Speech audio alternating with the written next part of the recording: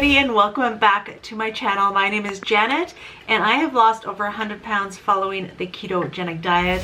On my channel you will find a variety of things, including what I eat on keto, some keto recipes, some protein sparing modified fast recipes, as well as integrating some of these mental health issues in regards to weight gain and weight loss. So if that's what you're interested in, then keep on watching. All right, we are going to have our little check-in again this week. I love doing these videos, like I mentioned before. I feel like it helps not only those that are watching, but including myself. It is really great therapy in order to be talking about my feelings and my experiences that I've had throughout my weight loss journey and addressing some of those emotions and triggers as well for my food addiction. So today we are going to talk about denial. And I thought that this was a great topic because through my journey, I have experienced denial quite often. So I have experienced denial all throughout my journey at different stages. Kind of when I lose my first 20 pounds, my first 50 pounds, 100 pounds, and then when I got to my goal weight, at all of those points in time, I did feel denial, because what would happen, and the pattern that I am realizing through my journey of dieting for 25 years, is that a person will get complacent. So during my weight loss, I was in denial, like I mentioned a few times. I've been on this journey for 25 years, and I have reached my goal weight numerous times as well. And I feel like getting to the point of losing weight, whether it's 20 pounds, 50 pounds, 100 pounds, whatever the case is, you do get into a sense of being comfortable with what you're eating, and then you also feel like you can go back to eating how you were. It's one of those mind games that we go through, and I definitely feel that, and definitely that has to do with my food addiction and getting comfortable with how I'm feeling and doing all the hard work, and then feeling like I can go back to eating what I was in kind of like a self-sabotage sort of way. And that has caused me to be in denial. There's been so many times throughout this journey, throughout like even holidays, where I give myself a little bit of leniency, and a day turns into 2 days, turns into 5 days, and then a week. And throughout that time, I'm just in denial. I'll step on the scale and I don't weigh anymore. So you know what? I'm good. I'm okay. I can eat this way with being on my diet, and I'm not gaining any weight. Perfect. I'm not gaining any weight by eating like the American Standard Diet or having that donut. So I'm going to do it again tomorrow. And that is called being in denial, because those calories add up over time. You do need a tremendous amount of calories in order to gain a pound. However, over the course of that week, depending on what your calories are, that which causes weight gain. And being in denial, you just kind of let that slip by, and before you know it, you have a regain of 20 pounds. I have gone through that a couple times here on my channel, and it is definitely, denial is part of it, because over Christmas time I was in denial. I was like, no, it doesn't affect me. I weigh the same. I will not go back to binge eating. I will not go back to being 240 pounds. I will never let that happen. And the calories creep back in, right? So we need to be kind of on top of that feeling as well too, and knowing different emotions and feelings, like I've been expressing in these videos, do add up to play a part in our weight loss or weight gain journey, the whole mental aspect about it. So it's not just as easy as thinking and you're not going to gain weight back. I went off plan for a day and I didn't gain any weight, so I'm okay for eating off plan for the next week, because I'm not going to gain any weight.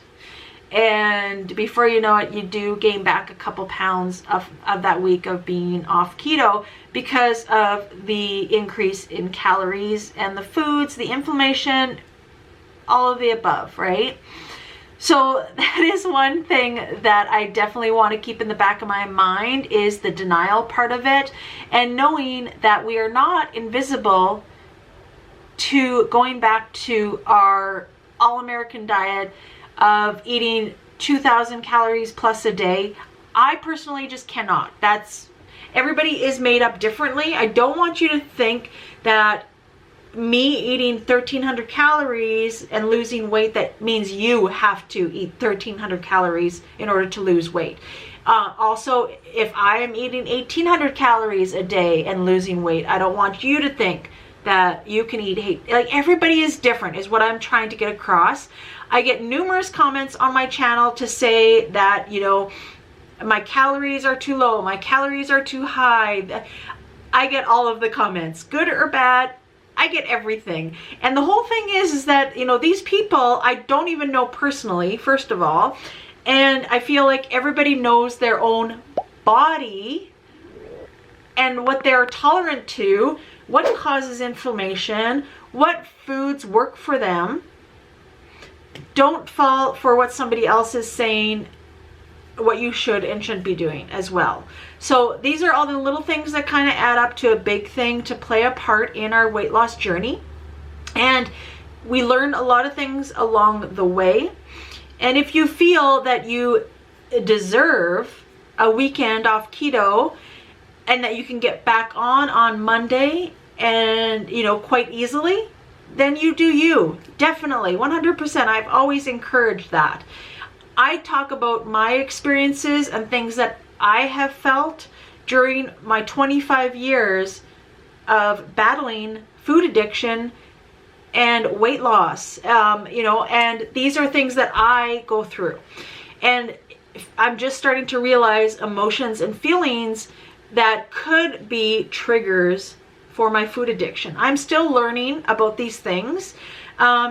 And that's kind of consuming me right now in a sense, because I want to learn more about the mental aspect on why I feel like I deserve to have that pizza or that Chinese food. You know, why, if I'm happy, I celebrate with cake. Why, if I'm sad, I give myself the excuse to have cookies. You know, I'm just trying to find out my mental aspect on my own triggers. And through that, this is why I do these videos, in turn, that it may help you to recognize, or something may resonate with you as well, that maybe you can put the pieces together as well. So I want to make sure that everybody is understanding why I do these videos, and it is a therapy for me and a learning experience for me to talk about it and to realize what my body is going through mentally, physically, and how to deal with it. So I was watching Dr. Barry the other night as well, and he was mentioning about exercise. And he has the same philosophy as me on exercise. Now, I am not a big workout person. I do not enjoy working out anymore at my age. I'm 45, but I just don't enjoy it. I don't enjoy running or sprinting or lifting weights, like heavily lifting weights, or, you know, being able to do a push-up or a sit-up or anything like that. That does not interest me whatsoever. So I don't do it. I don't do it because I cannot consistently continue to do that form of exercise for the rest of my life and enjoy it.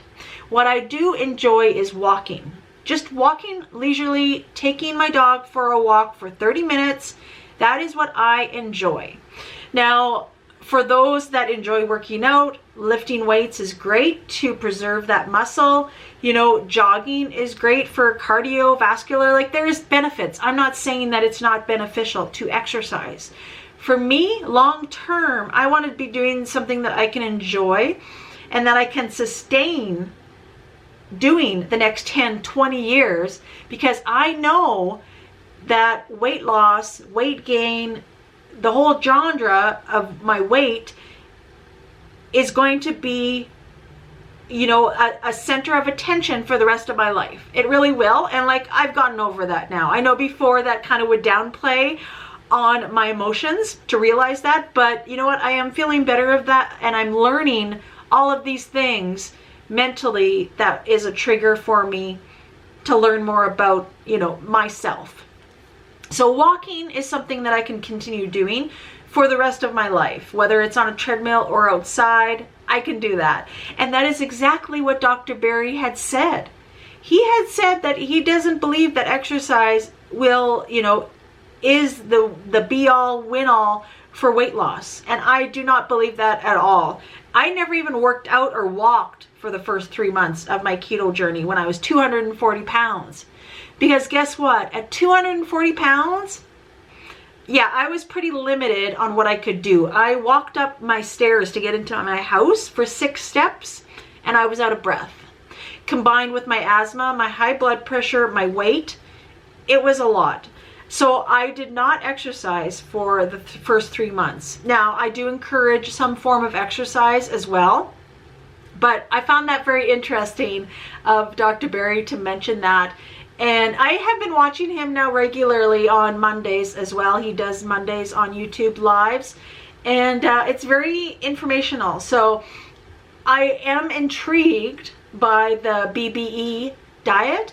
Whether or not I would try it, I don't know. I don't want to try something for 2 weeks, quit it, try something again, quit it, try something again.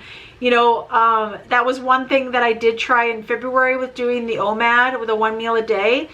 And I think that as well, the combination of that and my job, it put me into a mental spin.